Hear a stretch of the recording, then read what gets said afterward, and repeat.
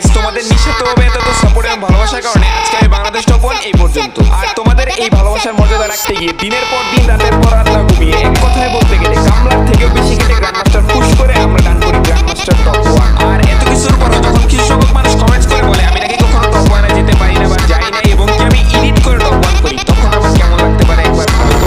আচ্ছা, তারা কি তাদের হাঁটুর নিচে পড়ে যাওয়া বুদ্ধি একবার মাথায় লাগিয়ে ভেবে দেখতে পারে না? ধরলাম আমি বাংলাদেশের জয় বাংলা মার্কা এডিটর, আমি যে কোনো ভিডিওকে যে কোনো লিডার বোর্ডকে এডিট করে টপ 0 কে টপ 1 বানিয়ে দেই। কিন্তু ভাই, কিন্তু গেমের ভিতরেও যে একটা লিডার বোর্ড আছে এবং ওই লিডার বোর্ডেও যে আমি টপ 1 এ ছিলাম, ওইটা কি তারা একবার দেখতে পারে না?